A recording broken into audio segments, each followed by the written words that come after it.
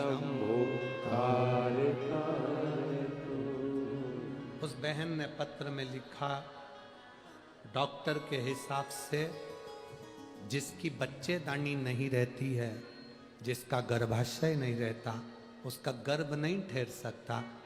ये आश्चर्य कैसे हो गया? और बाबा ने मुझे पुत्र रत्न की प्राप्ति 15 साल के बाद।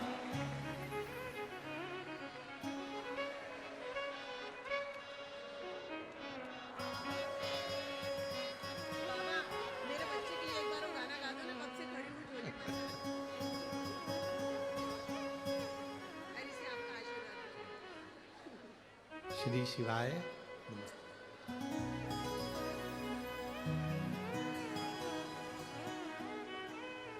अरे लुटा दिया भंडार का कर दिया माला शिवाय, लुटा दिया भंडार का शिवाय कर दिया माला शिवाय। क्या देता है, कब देता है, कैसे देता है, ये उसके ऊपर है, उसके ऊपर निर्भर करता है। 15 साल बाद औलाद दी थी और वो शरीर में गांठ पड़ गई और बच्चा दानी भी निकल गई, गर्भाशय भी निकल गया और डॉक्टर के हिसाब से कभी संतान नहीं हो सकती, कभी ये माँ नहीं बन सकती, पर विश्वास नहीं तोड़ा उसने। शंकर के वो क्या बोली, शिव के मंदिर जाती रही, एक लोटा जल चढ़ाती रही और कहती रही, बच्चादानी भले निकल गई हो पर तू तो सबकी झोली भरता है। जब तू 25 साल 30 साल वालों को औलाद दे सकता है तो मेरे तो 15 साल हुए।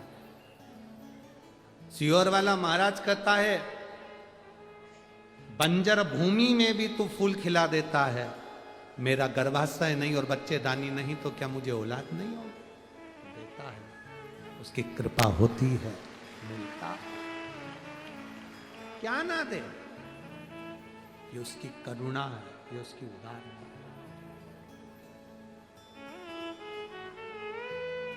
उसकी उदारता। और खाली ना जाता कोई दर से तुम्हारे, खाली ना जाता कोई दर से तुम्हारे, मैं भी खड़ा हो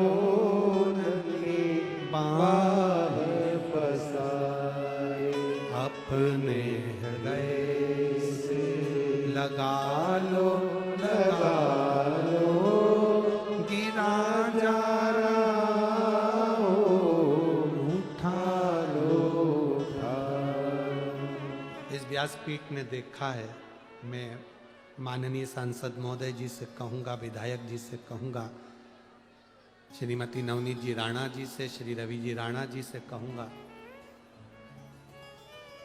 इन नेत्रों ने देखा है और इस व्यासपीठ ने देखा है, जिस जिस नगर में, जिस जिस गांव में, जिस जिस खेड़े में कुबेरेश्वर बाबा कथा करने के लिए आया है, उस गांव को, उस नगर को पीछे पलट कर देखने की जरूरत नहीं पड़ी, बाबा ने खजाना लुटा दिया। क्या देता है वो, कैसे देता है वो, उसके ऊपर निर्भर। जो दिन में नहीं आ सकता वो रात में शिव महापुराण का दर्शन करने जा सकता है। भूमि को नमन करने जाओ, पर तुम्हारे क्षेत्र में, तुम्हारे नगर में शिव महापुराण की जब कुबेर भंडारी की कथा, जब कुबेरेश्वर बाबा किसी रूप में कथा को भाव के साथ लेकर आए, एक बार उसका दर्शन, एक बार उसका दीदार जरूर करना और झोली पसार कर एक बार उसको नमन कर कर कहना जरूर। वो इतना दे देता है कि लोग 4 महीने के अंदर अगली कथा में पहुंचकर अपना पत्र पहुंचा देते हैं, इतना देते।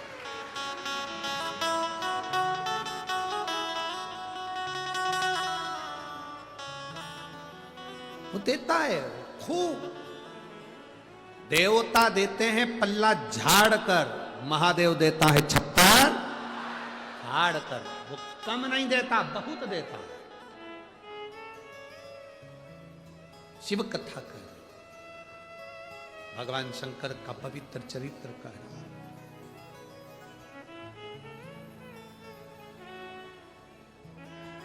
किस्मत हालात शिव बदल सकते।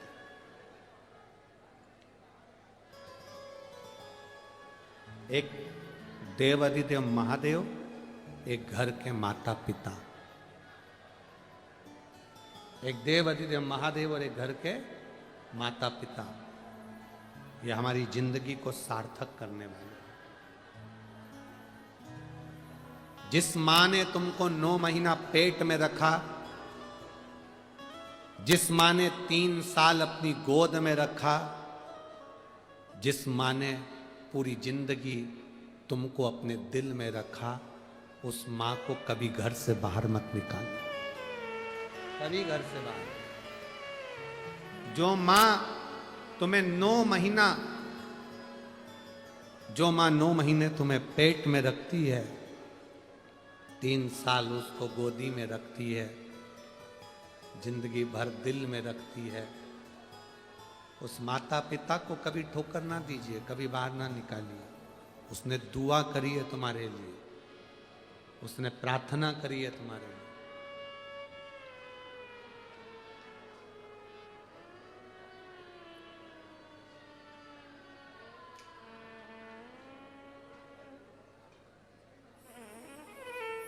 प्रार्थना करिए। शिव कथा कर रही है, भगवान शंकर का चरित्र कर रहा है, शिव महापुराण वर्णन कर रही है। भगवान देवाधिदेव महादेव की अमरनाथ की गुफा में पहुंचकर जो भगवान शंकर ने माता पार्वती को ज्ञान दिया कि ये संसार सागर उलझनों का एक घेरा है, उस उलझनों के घेरे में गंगा का जो जल बह रहा है, भक्ति की जो धार बह रही है, वो धार मूल है। उसी तरह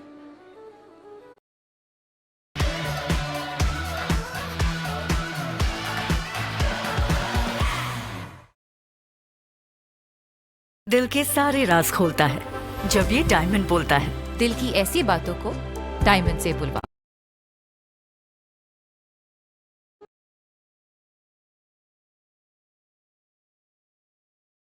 दुख किसका, किसका दुख ज्यादा है, किसका सुख कम है, उसका स्मरण हमारी जिंदगी में ना रहे। हमारे बीच में संत शिरोमणि जी पधारे हैं, एक बार जोरदार ताली बजाकर स्वागत।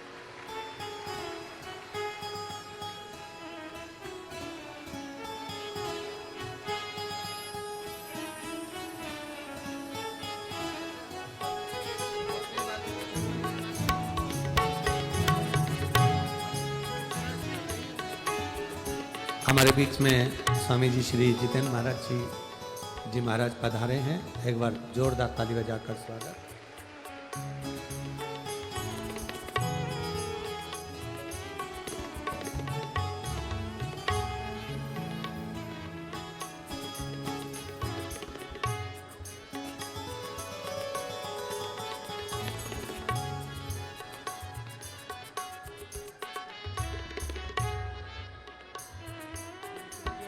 शंभु सबको रोक दो।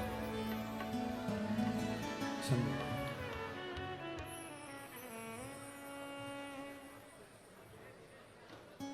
एक जीवन का एक आनंद, जीवन का एक अर्थ,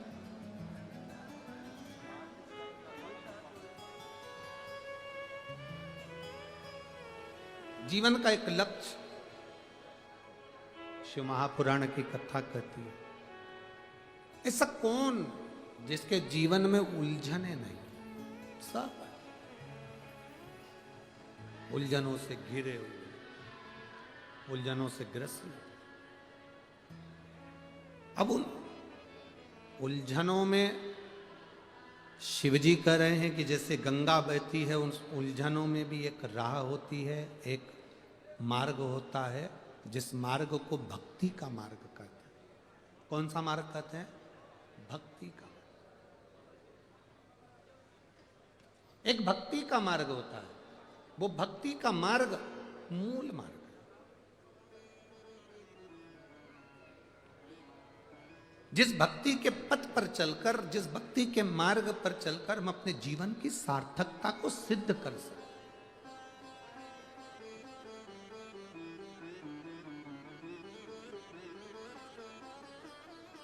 एक शिव महापुराण में एक बड़ी सुंदर बात कही, पार्वती जी से देवादिदेव महादेव कह रहे हैं,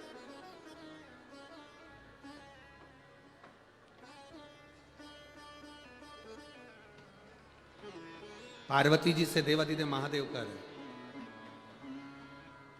हम अपने भीतर के दोष को, हम अपने भीतर के पाप को, हम अपने भीतर के कपट को, हम अपने भीतर के छल को, हम अपने भीतर की बेईमानी को, हम अपने भीतर के प्रपंच को, हम अपने भीतर के अहंकार को, काम को, आसक्ति को, तृष्णा को जिस दिन स्वयं देख लेंगे, उस दिन हम शिव के बिल्कुल करीब पहुंच जाएंगे।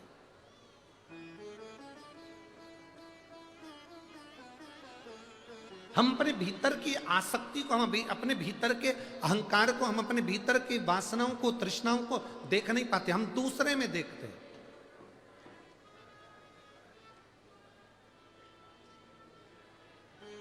हम दूसरे में निहार रहे होते हैं, दूसरे में देख रहे होते हैं, पर हम अपने आप में नहीं देख रहे। एक बहुत सुंदर बात है, आपके स्मरण में रहे।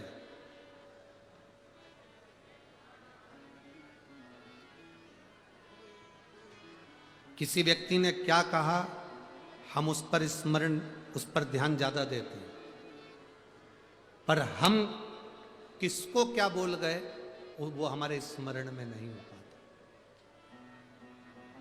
दूसरे व्यक्ति ने कितनी गाली दी वो हमारे स्मरण में है, पर हमने किसको कितनी गाली दी वो हमारे स्मरण में नहीं आता। एक बात आप लोगों से पूछें, 15 दिन पहले सुबह 10 बजे तुमने क्या खाया था, तुमको याद है क्या? नहीं। पर 15 दिन पहले सुबह 10 बजे जो तुमने खाया था वो तुम्हारे शरीर में रक्त बनकर, खून बनकर तुम्हारे शरीर में वो डोल रहा, वो घूम रहा। 15 दिन पहले सुबह 10 बजे जो तुमने खाया था वो तुम्हारे शरीर में रक्त बनकर, खून बनकर वो डोल रहा, वो घूम रहा। रक्त बनकर तुम्हारे शरीर में वो चल रहा, और वो आज तक चल रहा, आज तक।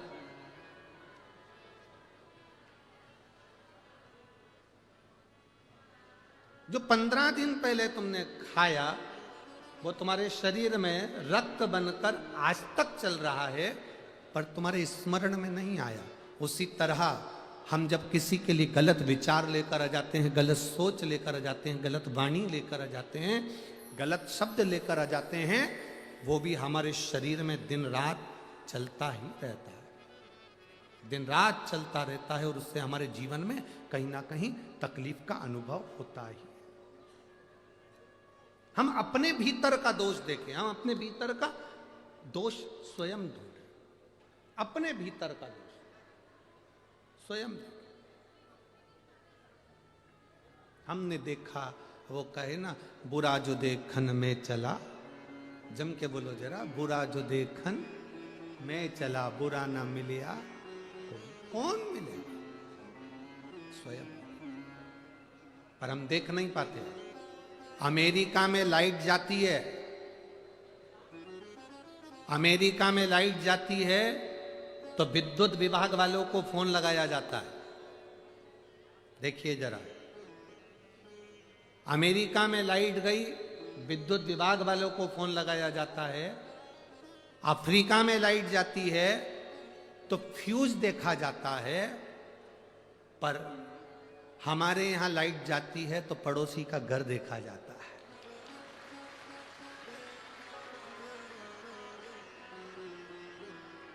देखते कि नहीं देखते?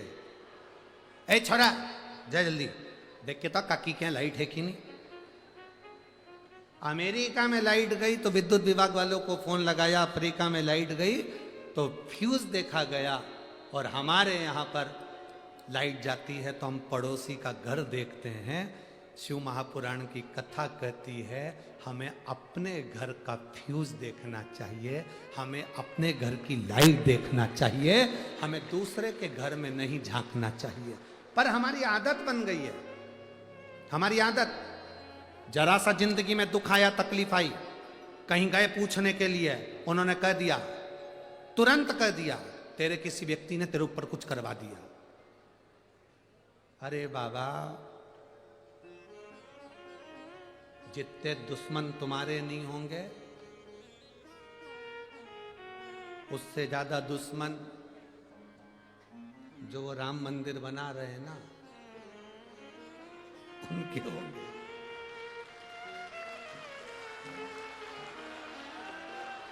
लोग कहते हैं हमारी दुकान पर किसी ने कुछ कर दिया, लोग कहते हैं हमारे ऊपर किसी ने कुछ कर दिया, लोग कहते हैं हमारे ऊपर। तुम्हारी कितने की दुकान, कितना कमाते हो जो लोग तुम्हारे ऊपर कर देते हैं?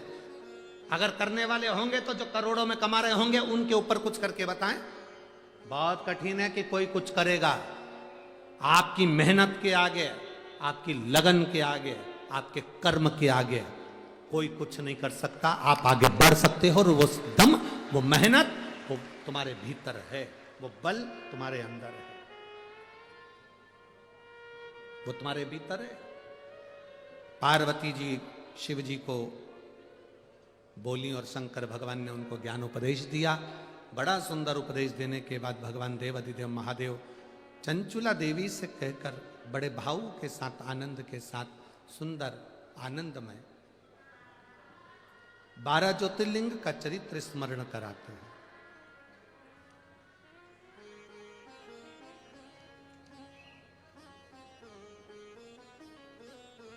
तब साधना, भक्ति, विश्वास, भरोसा, ये जिस हनुमानगढ़ी के इस पवित्र प्रांगण में ये शिव महापुराण की कथा चल रही है, इसी के नजदीक में सामने ही इंद्रशेष बाबा की तपोभूमि भी है, जहां गायत्री माता गौ माता के रूप में सदा विराजमान है। ऐसी तपोभूमि पर हम और आप शिव महापुराण की कथा का स्मरण कर रहे हैं। तुमरुका जी ने चंचुला देवी को 12 ज्योतिर्लिंग का स्मरण कराया। प्रथम सोमनाथ जी का वर्णन किया। चंद्रदेव को काया का रोग होता है, उस काया के रोग से मुक्ति के लिए शिव की आराधना करते हैं, काया के रोग से मुक्त होते हैं। देवताओं पर भी अगर तकलीफ आई है तो उन्होंने शंकर की भक्ति करी है। राम जी लंका पर चढ़ाई करने से पहले शिव की भक्ति करते हैं, भगवान कृष्ण भी शिव की भक्ति करते हैं। शंकर की भक्ति बिना कोई देव नहीं रहा। फिर वर्णन आया श्री मल्लिकार्जुन जी का। षडानंद कार्तिक के रुष्ट होकर जाते हैं। भगवान देव अधिदेव महादेव पार्वती जी के साथ उन्हें मना कर ले आते, मल्लिकार्जुन के रूप में विराज। फिर अगला वर्णन आया है ओमकारेश्वर महाकालेश्वर का। दूषण नाम के राक्षस के संहार के लिए भगवान देव अधिदेव महादेव महाकाल बनकर प्रकट हुए। फिर वर्णन ओमकारेश्वर, विंध्य नामक पर्वत के तप करने पर देव अधिदेव महादेव विराजमान। केदारनाथ नर नारायण के तप से केदारेश्वर के रूप में विराजमान हुए। फिर वर्णन आया भीमाशंकर का। कुंभकर्ण की धर्मपत्नी करकटी के पुत्र भीम का संहार करा तो शिवजी का नाम भीमाशंकर हुआ। काशी विश्वनाथ मनु शत्रुपा के तप के बल पर भगवान विश्वनाथ विराजमान हुए। अगला वर्णन आया त्र्यंबकेश्वर। गौतम बाबा पर गौ हत्या का दोष लगा, उस दोष से मुक्त होने के लिए माता हिल्या ने शिव, भगवान ब्रह्मदेव, भगवान नारायण की आराधना करी। ब्रह्मा विष्णु महेश 3 लिंग के रूप में महाविराजमान हुए। त्र्यंबक में वो आनंद पाए। अगला वर्णन श्री वैद्यनाथ जी। रावण भगवान शिव को लेकर जा रहे थे, शिवलिंग के भार को जानकर भूमि पर रख दिया, उसे उठा नहीं, बाबा वैद्यनाथ के रूप में विराजमान हो गए। फिर वर्णन आया है श्री नागेश्वर। दारुक नाम के राक्षस का संहार भगवान शिव ने करा और नागेश्वर के रूप में विराजमान हुए। फिर वर्णन आया है श्री रामेश्वरम। मेरे राम जी महाराज लंका पर चढ़ाई करने से पहले शिवलिंग की स्थापना करते हैं और शिव की पूजन कर कर लंका पर चढ़ाई करते हैं। वो रामेश्वर के रूप में विराजमान होते हैं। अगला वर्णन है श्री कृष्णेश्वर। सुधर्म नाम के ब्राह्मण की 2 धर्म पत्नियां थी, सुदेहा और घूष्मा। घूष्मा का बेटा मर चुका था। लोग पूछें कि ऐसा होता है? यहां 12 ज्योतिर्लिंग में से एक ज्योतिर्लिंग है। घूष्मा का बेटा मर चुका था, 5 दिन हो गए थे। तालाब में उसका शव पड़ा हुआ था, कटा हुआ शव एक कपड़े में बंधा हुआ पड़ा था। घूष्मा ने पार्थिव शिवलिंग की पूजन कर कर विसर्जन करते हुए मन में सोचा, मेरे बेटे का मुझे दर्शन नहीं हुआ बाबा। मरा हुआ बेटा 5 दिन पहले जो मरा था वो जिंदा लौट कर वापिस आया। वो कृष्णेश्वर महादेव, कृष्णेश्वर। हमने पहले भी कथा में कहा कि शिव महापुराण में आप जब बैठते हैं, जो सोचते हैं वो मिलता है। कुंभज बाबा के आश्रम में, अगस्त ऋषि के आश्रम में शंकर और माता सती शिव महापुराण की कथा सुनने के लिए गए। सती ने मन में सोचा, मेरी शादी हुई, विवाह हुआ और मेरे पति मुझे यहां कथा सुनाने लिया है, इससे तो मेरा शरीर जलकर भस्म हो जाए तो अच्छा। गुस्से में आकर माता सती ने ये कथा चल रही थी, विचार कर लिया कि मेरा शरीर जल के भस्म हो जाए तो अच्छा। वो सती दक्ष प्रजापति की यज्ञशाला में जलकर भस्म हुई। कथा चलते में शंकर भगवान ने विचार करा कि मैं राम का दर्शन करूं। तो शंकर भगवान जब कथा सुनकर जा रहे थे तो उनको वन में राम जी का दर्शन हुआ। शिव महापुराण के पावन प्रांगण में, चाहे टीवी पर सुन रहे हो, आस्था चैनल पर सुन रहे हो, फेसबुक यूट्यूब पर सुन रहे हो, चाहे पंडाल में सुन रहे हो, चाहे विदर्भ की पवित्र भूमि पर कथा सुन रहे हो, जो तुम्हारे मन में चलता है बाबा उसको पूर्ण करता है। आप जब कथा के पंडाल में पहुंचे, दिल से बाबा से जो आप हृदय से सोच कर आए हो, बाबा आपको देकर जरूर भेजता है। शिव पुराण कहती है, जल चढ़ाने का, भजन करने का, कथा सुनने का जो फल है, जो मिलता है, वो जिंदगी में कहीं प्राप्त नहीं हो सकता। पर इतना जरूर स्मरण रखे कि शंकर की कभी निंदा ना करें, शंकर की कभी अवहेलना ना करें। शिव तत्व को या तो जाने, नहीं तो शंकर के लिए एक भी अपशब्द अपने मुख से ना कहें। जैसे जल चढ़ाने का फल मिलता है, निंदा करने का क्या फल होता है, ये देवऋषि नारद की कथा कहती है। नारद जी ने शंकर जी की निंदा कर दी थी और उन्हें बंदर का मुख लगाना पड़ा। भगवान विष्णु ने शंकर की निंदा सुन ली थी, सिर कट गया, उन्हें घोड़े का मुख लगना पड़ा। हयग्रीव अवतार हुआ भगवान विष्णु का, केवल शंकर की निंदा सुनी थी इसलिए घोड़े का मुंह लगा था। शंकर की निंदा करी थी इसलिए बंदर का मुख लगा था देवऋषि नारद का। उस दिन से नारद जी ने हाथ जोड़ लिए कि ना तो शंकर की कभी निंदा सुनना है और ना कभी शंकर की निंदा करना है।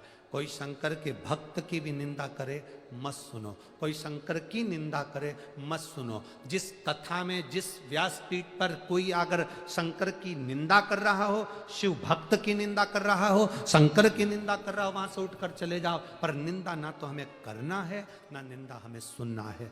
हम शंकर के, शंकर हमारा, बोल बम का नारा है और बाबा एक।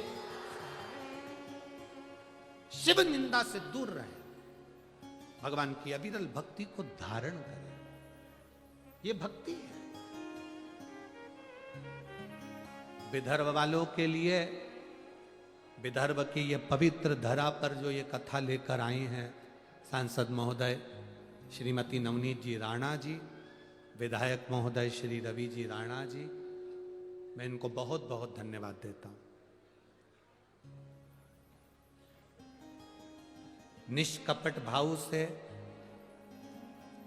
किसी से अठन्नी भी नहीं ली और बाबा की कथा का ही रस तत्व हनुमान चालीसा ट्रस्ट द्वारा संचालित हुआ। इसको कराने वाले हनुमान जी और करने वाले आपने जो, आप अगर भंडारे चलाए, आपने अगर किसी को दूध पिलाया, कोई बच्चों को दूध पिलाया, किसी को चाय पिलाई, किसी को कंबल बांटा, किसी को कुछ करा, ये आपके भीतर की भक्ति है, ये आपके भीतर की भक्ति। जैसे वीर छत्रपति शिवाजी ने इस विदर्भ की भूमि को और इस पूरे महाराष्ट्र को छत्रपति शिवाजी महाराज ने इस पूरी महाराष्ट्र की धरा को सनातन धर्म की ध्वजा के नीचे विराजमान कर दिया था। वो सनातन धर्म की ध्वजा कभी नीचे नहीं जाना चाहिए। वो सनातन धर्म की ध्वजा सनातनियों के लिए अग्रण्यता रहना चाहिए। अपना सनातन धर्म मजबूत करिए, अपने सनातन धर्म की मजबूतता रखिए और सनातन धर्म के प्रति जागरूक रहिए। ना हम निंदा सुनेंगे, ना हम निंदा करेंगे। हमें किसी धर्म की निंदा नहीं करना। कौन क्या कर रहा है, हमें उस धर्म से मतलब नहीं है। कौन किस धर्म में क्या बोल रहा है, हमें उससे मतलब नहीं। हमें अपने धर्म से मतलब है। अपने धर्म का भजन करो, भक्ति करो, स्मरण करो। अमरावती की पवित्र भूमि पर, मां अंबा की धरा पर, विदर्भ की पवित्र भूमि पर शिव महापुराण की जो कथा हो रही है, उस कथा का आनंद अपने जीवन की सार्थकता हो। 25 तारीख से 31 तारीख तक 2023 के विराम की ओर ये कथा पांडुरंगा हरि विठ्ठल के पावन चरणों में पंढरपुर में होगी, जिसका प्रसारण 1 बजे से 4 बजे तक होगा। 7 दिन हरि विठ्ठल के पावन चरणों में कथा का रसतत्व ग्रहण करेंगे। हमारा निवेदन है, पंढरपुर की भूमि पर जब आप कथा सुनने के लिए आए, ठंड है, ओढ़ने का लेकर आए, दवाई गोली साथ लाएं, पर एक चीज जरूर याद रखें, पंढरपुर की पवित्र भूमि को कोई भी कहीं पर भी गंदा नहीं करेगा। जो शौचालय बने हों, वॉशरूम बने हों, उसका प्रयोग करना है, क्योंकि पंढरपुर की भूमि देव भूमि है। ये हमारा बद्रीनाथ, केदारनाथ, यमुनोत्री, गंगोत्री सब पंढरपुर में है। इसलिए उस भूमि को हमें पवित्र रखना है, स्वच्छ रखना। चंद्रभागा नदी का स्नान करें, उसको स्वच्छ रखें। शौचालय आदि का प्रयोग करना, वहां कहीं गंदगी नहीं करना। जितने पंढरपुर के आसपास के भक्त हैं, उनसे निवेदन करूंगा, अपने खजाने खोलो। और शंकर, जैसे शंकर जी जब हरि विठ्ठल से मिलने के लिए आए थे, तो हरि विठ्ठल पूरा महल छोड़कर शंकर जी को अपने सिर पर बिठाकर अंदर ले गए थे। ऐसी शिव महापुराण की कथा पूरे पंढरपुर वालों की कथा है। इसको अपने स्मरण में रखकर इस कथा का लाभ लेना। सेवा करो, खूब करो, कथा सुनो, दिल से हरि विठ्ठल का गुणगान करो। हरि विठ्ठल शिव महापुराण की कथा 25 तारीख से प्रारंभ होगी और 4 जनवरी से 2024 की जो कथा है वो भटिंडा में होगी, पंजाब में। मैं आमंत्रित कर रहा हूँ आभार व्यक्त करने के लिए श्री रवि जी राणा जी को और साथ में श्रीमती नवनीत जी राणा जी को आभार व्यक्त करेंगे। उस आभार में पूरे आस्था चैनल पर जितने लोग कथा श्रवण कर रहे हैं सभी का, और फेसबुक यूट्यूब के माध्यम से, और संपूर्ण पूरे विदर्भ से आए हुए शिव भक्तों को आभार व्यक्त हो। आपसे निवेदन है, जब तक आरती नहीं होगी तब तक आप खड़े ना हो। आरती के बाद प्रणाम कर कर बाबा को झोली पसार कर नमन कर कर बाबा से विनती कर कर जाएंगे। एक बार स्तुति दिल से बाबा से प्रार्थना। श्री शिवाय। श्री शिवाय। एक बार जोरदार। आखिरी की ये 5 दिन का शिव का कुंभ लगा हुआ था, तो शिव बाबा के दरबार तक हमारी प्रार्थना पहुंचे, उसके लिए श्री शिवाय, श्री शिवाय, श्री शिवाय।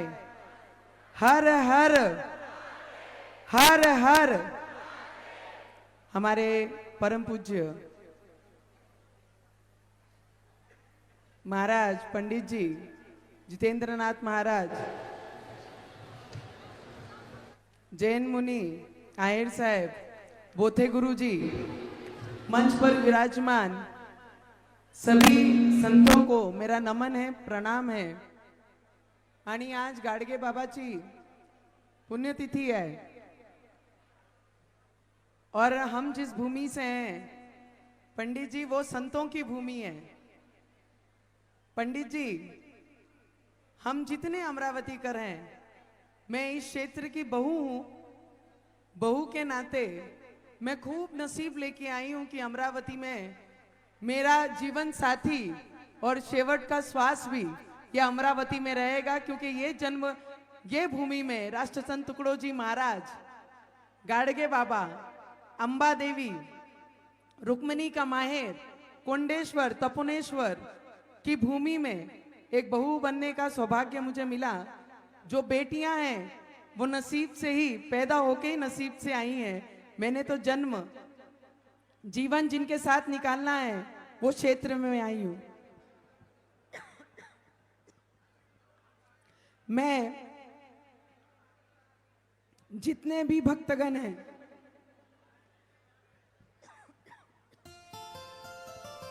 सभी का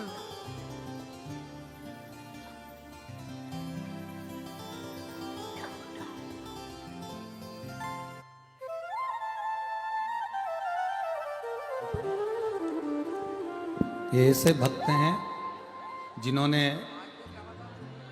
दीदी यहाँ के पूरे भक्तों को लगभग 21 लाख रुपए के केले बांटे हैं।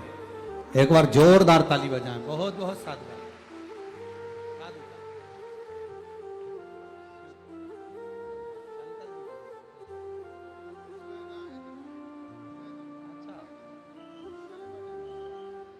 रवि जी बोल रहे हैं, राणा जी इतनी सेवा करी है गुरु जी इन्होंने जिसका वर्णन नहीं है। बहुत बहुत साधु भाई को जोरदार ताली बजाएं। बहुत गांव में जहां कई सालों से नाम भी सुनना कई लोगों ने बंद कर दिया था, आज उसकी प्रार्थना और आस्था हो रही है। तो पंडित जी अगर इसका क्रेडिट किसी को जाता है तो शंकर बाबा ने सिर्फ आपको ही उसका आशीर्वाद दिया है कि आपके नाच से, आपके नाम से, आपके विचारों से हमारे शिव बाबा हर महिलाओं के, हर परिवार के घर में हैं। जितने भी लोगों ने 3 महीने से योगदान दिया है सबको मैं यहाँ से ही माथा टेक कर सभी का दिल से बहुत बहुत आभार व्यक्त करती हूँ। हम करने वाले कोई नहीं, अगर आपने साथ ना दी होती तो आज ये शिव बाबा का कुंभ यहाँ पर अमरावती में आता नहीं। तो मुझे लगता है शिव बाबा सभी की मनोकामनाएं पूरी करें, इतनी शिव बाबा के चरणों में प्रार्थना करती हूँ। और यह हनुमान गढ़ी है, यहाँ से जो भी मांग कर जाएगा तो मुझे लगता है उनका सभी का जिंदगी में सब अच्छा होगा। बस इतना ही बोलकर एक बार आखिरी का हर हर हर हर हर हर श्री शिवाय, श्री शिवाय, जय श्री राम, जय जय श्री राम। पवन पुत्र हनुमान की, पवन पुत्र हनुमान की, भारत माता की, भारत माता की। आज यहाँ पे शंकर भगवान के दरबार में मैं नमन करूंगा और यहाँ उपस्थित हमारे सबके पूजनीय, आदरणीय, जिन्होंने कथा का पूरा सार, भगवान के पूरे एक एक शब्द अपने अमृत वाणी से हमारे सब तक पहुंचाए, ऐसे पूजनीय प्रदीप जी मिश्रा महाराज के चरणों में मैं प्रणाम करूंगा। आणि मी या ठिकाणी हिंदीमध्ये याच्यासाठी बोलणार आहे की एक महत्वाची, म्हणजे आज मी आमदार म्हणून नाही, एक शिवभक्त म्हणून बोलणार आहे। आणि शिवभक्त म्हणून महाराज जी आपको पता नहीं, मैंने आपको ही बोला नहीं। जब आपने बोला मुझे तपोनेश्वर जाना है, मुझे कोंडेश्वर जाना है और अंबा माता का दर्शन करना है, ये मैंने नहीं बोला, ये आपने बोला कि मुझे वहां जाना है। जब मैं आपके साथ गया तपोनेश्वर तो कल आपने जब शिव भगवंता के पिंड के ऊपर जब 1 लोटा पानी डाला और मुझे बोला कि हाथ लगाओ, मैंने सोचा हाथ कैसे लगाऊं, आप डाल रहे तो मैं बैठ के बाजू में देखूं, पर आपने बोला मुझे हाथ लगाओ। मैंने वहां हाथ लगाया। उसके बाद तपोनेश्वर की जो गुफा है जिसके अंदर कई तपस्वी महात्माओं ने वहां पे ध्यान किया और वो आज भी गुफा के अंदर जो पानी था वो पानी के पास जाके आप बैठे, मैं भी आपके पीछे बैठा था। मैंने देखा कि आप